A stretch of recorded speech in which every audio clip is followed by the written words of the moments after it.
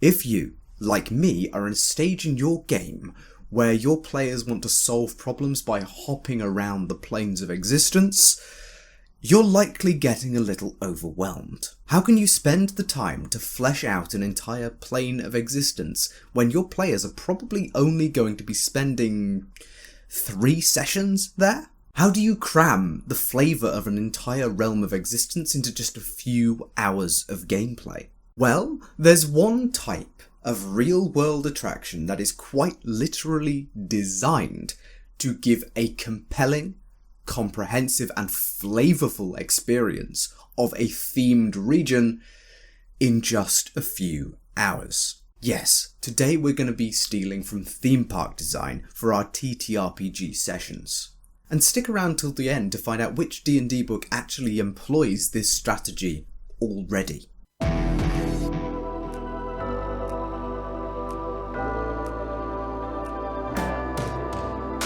The thing about theme parks is that they're meticulously and intentionally designed to give every single guest a complete experience. But how does this help us? Well, the planes are certainly thematic. They each evoke a different kind of fantasy, from the spooky gothic space of the Shadow Realm to the tricksy whimsy of the Fey Realm. The grand plains of burning ash and magma of the Fire Plane, and the shattered, near-empty expanse of the Astral Sea. When we travel the planes, we expect a certain kind of feeling, a certain kind of environment, but also to feel like we're just scratching the surface of an entirely other world, while forging our own path and our own story. This has been the very task facing theme park designers ever since the first park opened. So today what we're going to do is we're going to run through the design of a couple of theme parks or themed areas and try and steal what we can from the map, attraction and experience design, as well as of course the theming. Because when it comes to designing an immersive themed experience, we should learn from the best experiential designers in the world. I'm going to start with Star Wars Galaxy's Edge for a smaller scale comparison. Now, Galaxy's Edge may be designed to evoke a kind of small frontier trading outpost, but we can blow up the scale and use its lessons across a really large area. Firstly, we should note that in the map's design we have a few key attractions. These are likely going to be analogous to our own main planned locations or set pieces. You might be surprised by how few big ticket attractions Galaxy's Edge actually has. We need to learn from that. A 3-session jaunt through the Astral Sea, say, requires only maybe 2 big set pieces. And analogues in the Star Wars theme park are the Smuggler's Run and the Rebel Resistance rides. Heck, we could even just rip the concepts of these 2 rides straight into an astral adventure. Another thing we need to learn from Galaxy's Edge is its strict adherence to the theme. It's supposed to be a rundown trading outpost on an alien world, and everything around is set up to evoke that feeling. As Wendover Productions points out, the branded drinks are served in entirely unique and themed containers. We have people saying bright suns instead of good morning, and cages and interactive animatronics are dotted around with all sorts of alien beings. These all give the impression from the very start that we're somewhere with different rules. For our purposes, thinking of a few ways in which our planes of existence are going to be weird, whether that be gravity, speech, or the food and drink, are excellent and easy tips to boost immersion and get that feeling that we're somewhere different now. That is really important when you're hopping from place to place. Regarding the map design, we have many branching routes, which not only make the space feel more expansive, but also give a greater sense of player or visitor agency. If you wanted to, you could simply take the inspiration for your traversal paths straight from Galaxy's Edge. Perhaps the astral currents provide safe passage between a group of machine makers who are trying their best to build a humanoid automaton, past a monastery known for their construction of unique ancient weapons, on your way to a small rock known for its warehouses and trading opportunities, as well as that strange antique shop that's popped up on its surface. In this case, all of these things are just along one street. The only alteration we needed to make was a change of scope. Theme parks are designed for holidaymakers who don't want too much exercise, whereas your planes are designed for adventurers.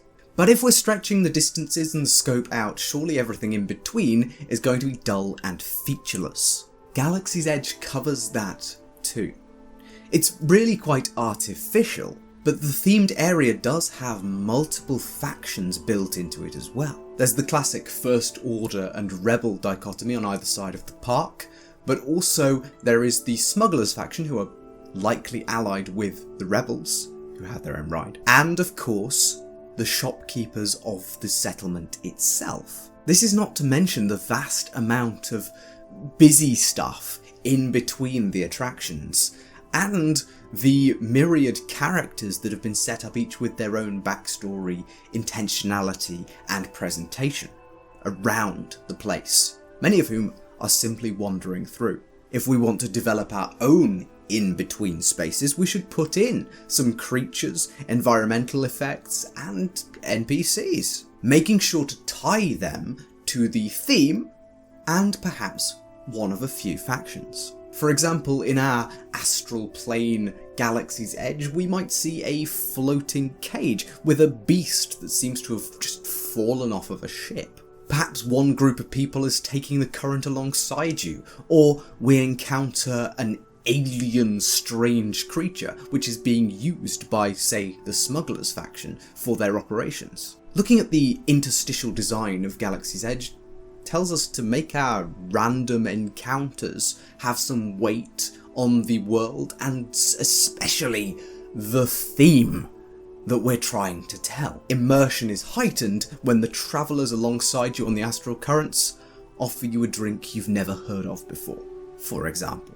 But maybe you're not convinced that such a small-scale themed area can provide enough to flesh out an entire plane of existence. Perhaps you want to run a slightly larger or longer adventure in a particular plane. So let's try and steal an entire theme park. It would be too easy to transform a park I know well, like Alton Towers, into a Fey realm space. After all, it has locations like the Dark Forest, the Forbidden Valley, the Gloomy Wood, and the Towers, as well as attractions themed around Wicker Men, haunted houses, and some things that are called the Blade and the Smiler, which would be excellent titles for the enforcers of Fey Lords, by the way. So I'm going to go even more out of left field. Let's take Disney's Animal Kingdom Park and turn it into the elemental plane of fire. First, we're going to keep the layout and the general theming of each area, pulling on elements of these areas that we find particularly interesting or arresting with regards to the theme. Animal Kingdom's theme is animals, funnily enough, so we're going to marry the natural world into our exploration of all things fire. I'll start with the central island. Now there's not much to work with, theming-wise. It's called Discovery Island, and really it houses most of the shops and restaurants for the park itself. The only really notable features are the film that plays about bugs and a giant tree smack dab there on the map. I quite happen to like D&D's historic presentation of the Plane of Fire, so we will take one element from that, the City of Brass, and use that city to house all of these shops and restaurants that we see present on Discovery Island. But it'd be boring if we just imported the entire City of Brass and didn't address the bugs and the big tree.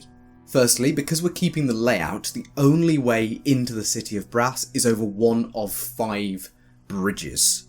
Bridges which are going to be over the sea or lake of fire, which acts as a sort of lava moat for the city, keeping away any undesirable parties through a roiling, bubbling magma.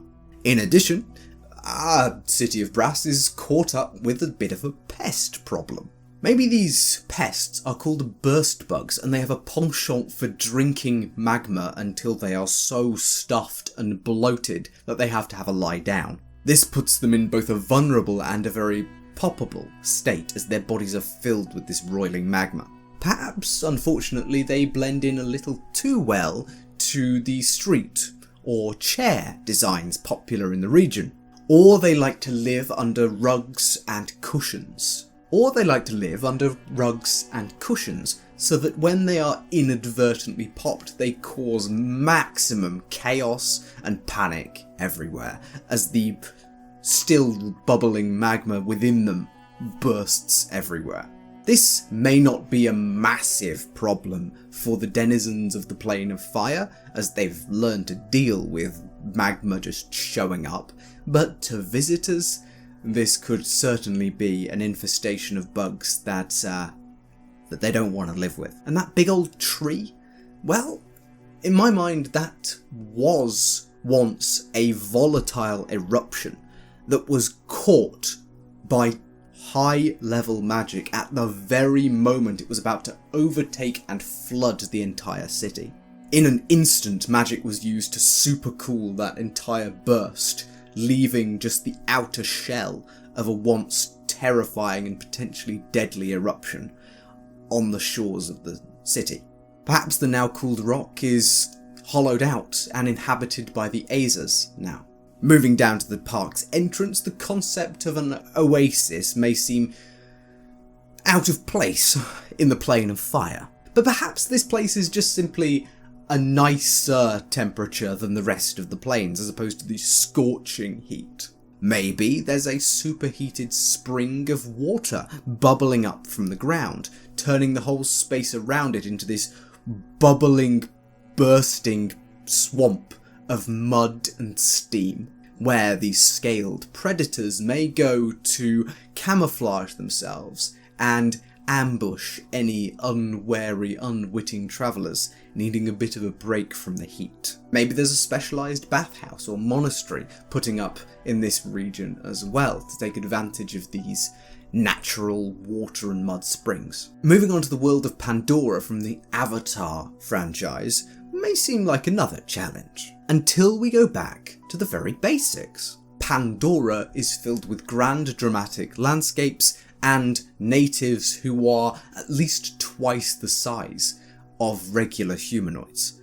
So why not make this a steep, mountainous region, dramatic, filled with fire giants? Within these myriad rocky cliffs, caves and tunnels, the fire giants have managed to form bonds with the drakes who live among the mountains, riding them into battle backed by their magic casting shamans. Perhaps the greatest warriors of the fire giants actually have winged drakes to ride, like in the movie, and their shaman-led, nature-respecting tribal structures are in direct conflict, therefore, with the Ifrit in this industrious city of brass. Who knows, perhaps there's a power struggle in process over something slightly better named than unobtainium.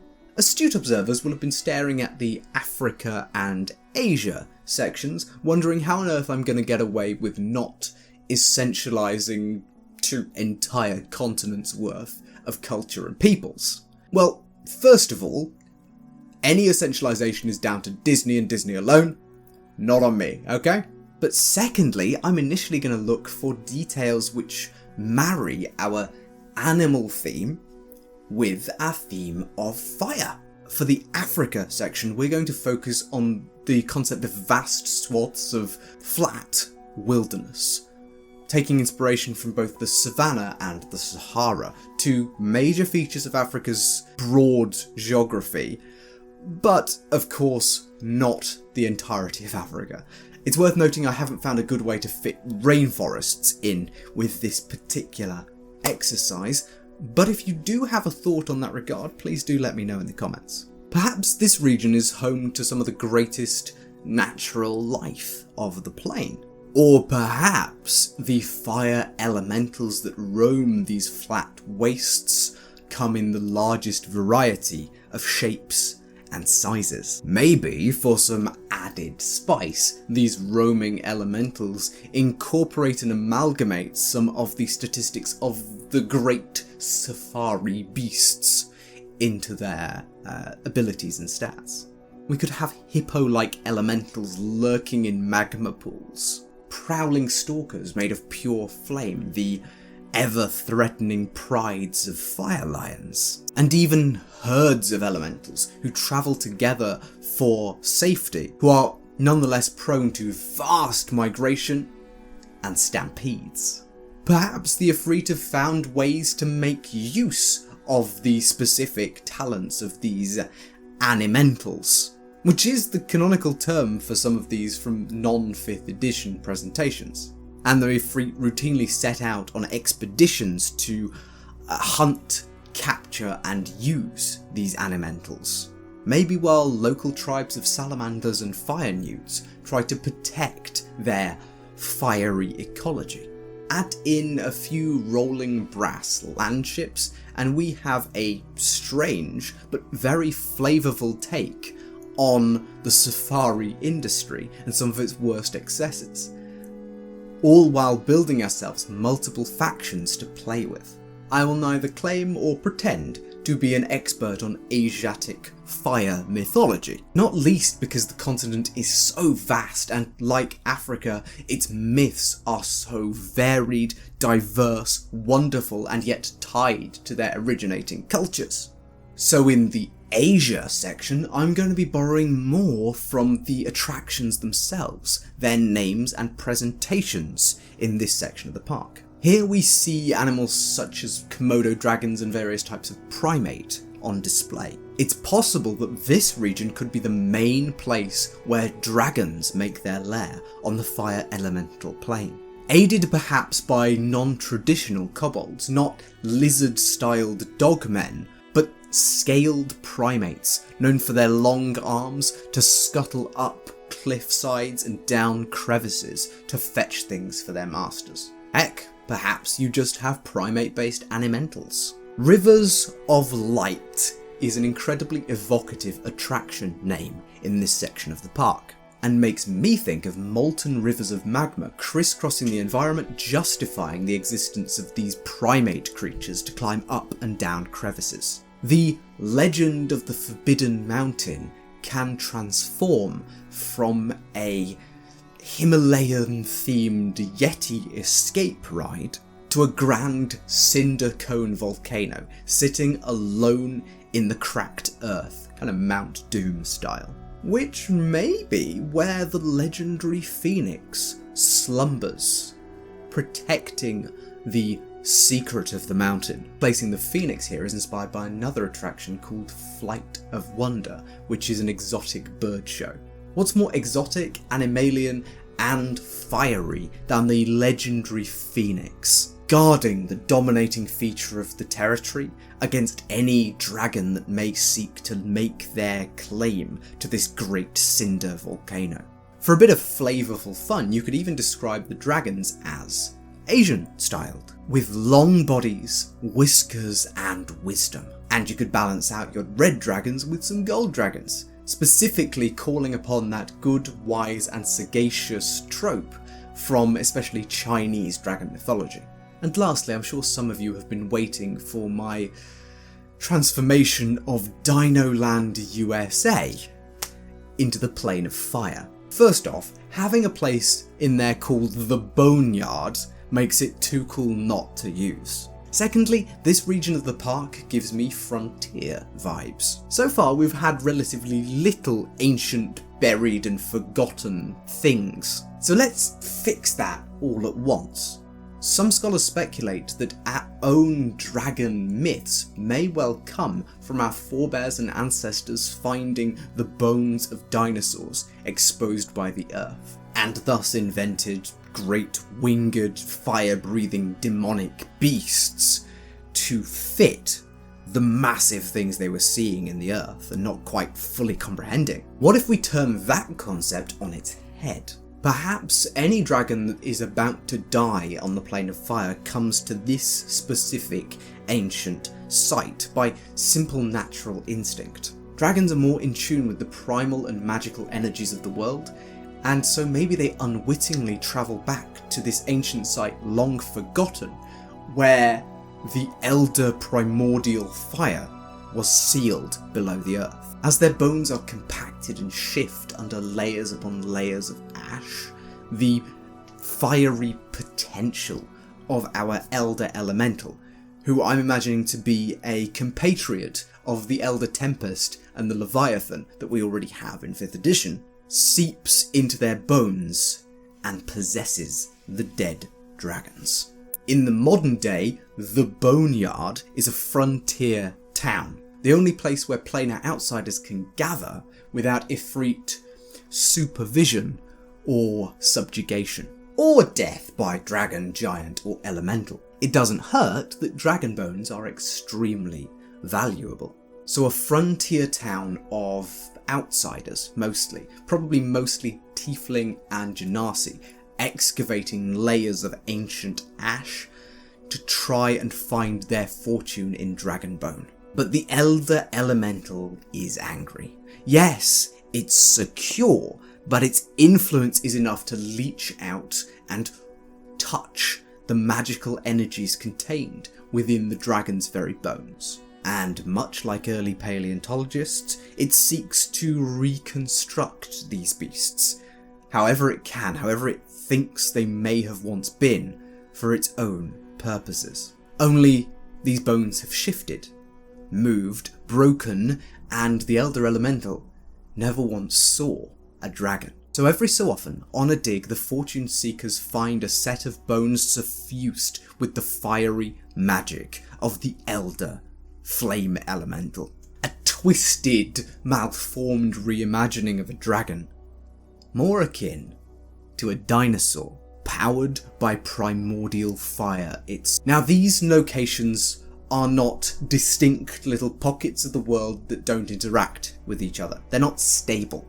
We have myriad factions who may have all sorts of interesting interplay around the space. For instance, a fire giant shaman who needs the secret that the Phoenix guards to save his tribe may journey towards the Great Cinder Mountain. He could choose to pass through the Ifriti city of Brass or the Great Savannah where the Animentals roam. After perhaps a run-in with an armoured Brass Ifriti hunting expedition, he arrives at the Cinder Mountain only to find a turf war between the two types of metallic and chromatic dragon that live here.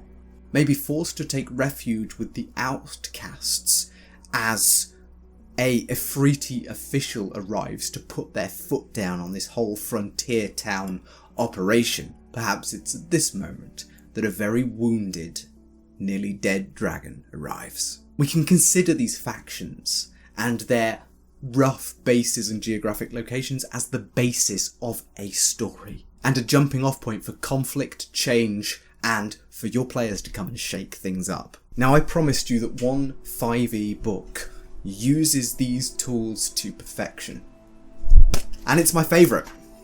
The Wild Beyond the Witchlight. In one realm, so to speak, we have but a few actual locations marked large on the map, places of interest, places your players are going to go to, but along the way we have all sorts of thematic interactions that can play out in many ways.